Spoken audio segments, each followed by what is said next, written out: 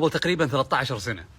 أنا وأبوي وعمي، أنا وأبوي وعمي واثنين من إخواني رايحين نحضر اجتماع من الرياض للقصيم، وحنا راجعين جانا تفتيش ومسدرة، وكان ذيك الوقت إجازة، وكانت الناس واجد اللي راجع وجاي، فالتفتيش زحمة بالحيل، وتقل إن عندهم بلاغ أو عندهم سيارة مبلغين عليه، فالتفتيش شوي دقيق.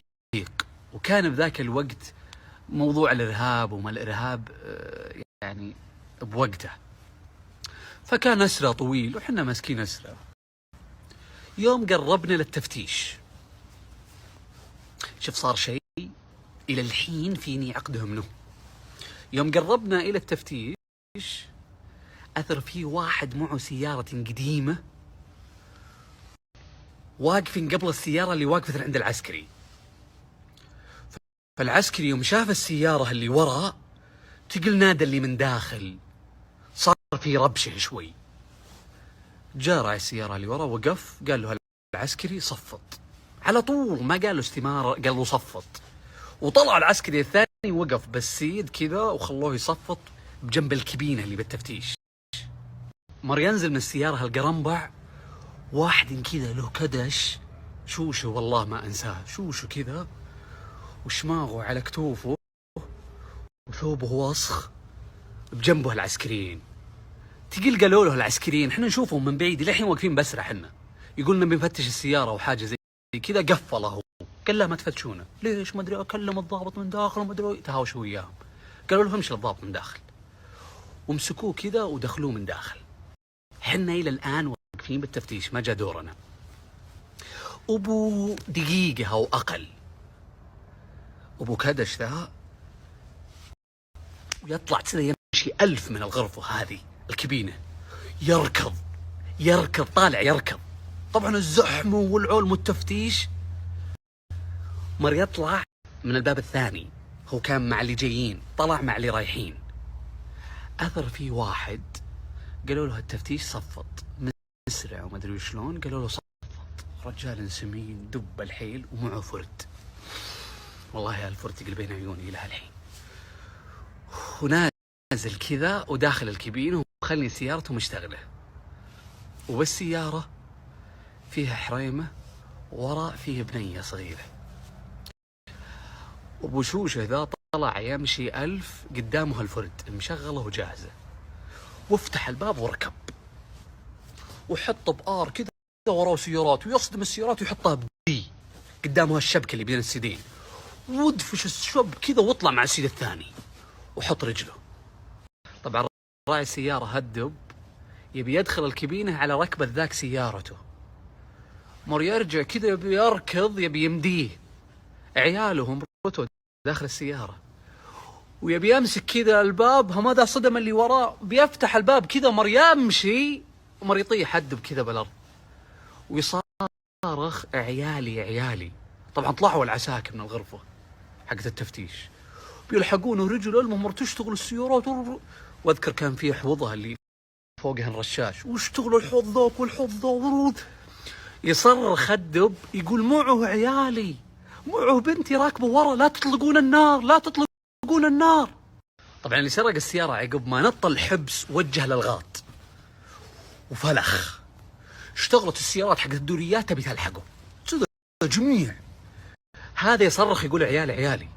فجأة طلع الضابط الكبير وبدأ يصوت لهم، وقفوا كلهم، كل العساكر ما حد لحقه، على طول وقفوا لمعوا رهاين. هذاك مقلع كابس للفرد لآخر شيء وموجه للغاط ولد الكلب.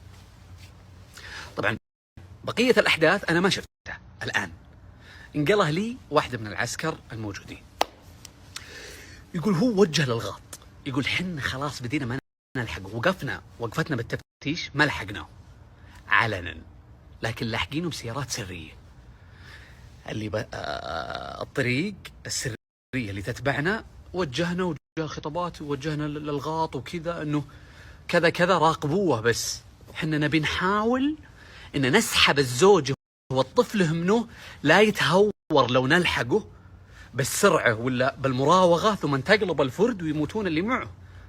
فحنا نبي نحاول اننا ننقذ الموقف إنه بس نسحب طفله ولم وهو بعليده. طبعا اللي صاير الآن بالفرد إن الأم قاعدة تصيح وتصرخ كذا، البنت الصغيرة مثل أمه، كلهم متوحشين. هذا كان متعاطي وقتها، أسأل الله لا يبلانا، نقوله آمين. فقاعد شوي يتصرف بمخه بنسبة 10%، 90% مو بمخه، فقاعد يضرب بشكل عشوائي. لبين المرأة اسكتت، لكن البنت ابتلت تصيح ويصرخ، يقول خليها تسكت، ولم عايزة تتحرك من مكانه، ويهوش والبنت تصرخ على صوته. هو بده يتكروش، هو يسوق، ما وراه واحد يلحقه. يوم وصل للغاط مر يفرق ويدخل الغاط، وذي تصيح قروشته، هو مر يجي يضغط بريك. شوف كآبة المنظر، عساك ما تكون فيه قلامين. والتفت لما لم هذا ابو كدش وبدلعن كذا انه سكت يا البنت، ويبدي يرجف ألم، خليها تسكت. ألم فتحت الباب، من الترجيف طاحت بزفلت، والبنت ورا للحين راكبه. قامت ألم كذا فتحت الباب اللي ورا وسحبت بنته كذا تبي تهج وتخطف تطيح بالارض. هو ما يبيهم ينزلون، ورجعوا كذا لمهم. ألم كذا بالارض خمت بنته، عيت تقوم تمشي، وبدي لعن يقول اركبوا، وهو متقروش ومتعاطي، وتقل في احد وراه وخاف انهم الى الحين لاحقينه، وحطه بدي ودس وروح خلهم. السريات اللي لاحقونه عطوا بلاغ للعمليات انه نزلت ألم وبنته سليمين، وانه هالحين هو بالسياره لحاله. بعده شغلت كل السيارات اللي بالغاط واللي بالخط كلها توجهت الى الغاط. هو يحسب ما حد يلحقه، لكن هم لحقوه عشان اللي معه. ب5 دقائق او اقل بعد نزول الام وبنته، الغاط انتلت من طرق ودوريات، وطوقوا الغاط كله. هو دري ان الدنيا خلاص قاعده تفلت من ايده، ودور له باب قراش كبير مزرعه ولا ذا، وادخل بالسياره، وادخلوا معه. تضرب السياره انخلها مدري وش، وتاقف ويبي ينزل يبي يهج، مر يطبون عليه ومسكوه مع علبه.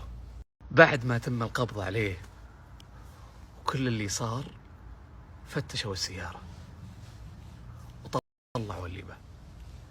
اثر السياره فيها مخدرات طبعا، وفيها سلاح، والمخدرات اللي بها مي بسيطة، كبيرة بالحيل.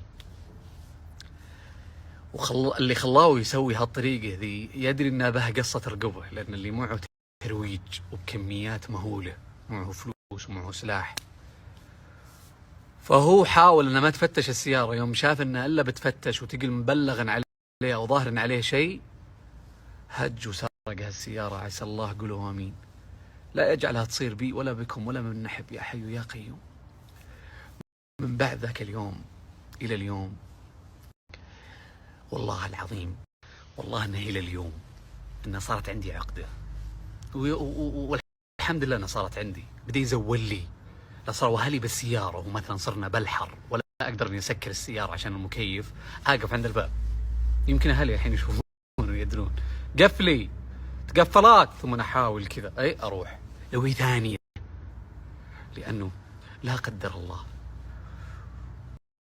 وهالي أكيد يعني اللي بيسرقه يا أنه هاجم من شيء، يا أنه يبي السيارة، ما يهمه اللي به، وخلاص هو واصل مرحلة النشوة. لما ياخذ وينطل السيارة، يعني بعضهم خلاص تواسع عنده الحياة، لو يموتون اللي معه، أهم شيء إنه يفلت بجلده. فلو السيارة الحالة نقول الله يعوض يعني، وحسافه والله تخليها مشغلة، لكن حريم به أهلك وتخليها مشغلة ومفتوحة، انتبهوا. عسى الله يكفينا وياكم الشر، يا حي يا قيوم، بيض الله وجهكم. وعذرا على الإطالة طال عمرك. مع السلامة عليكم.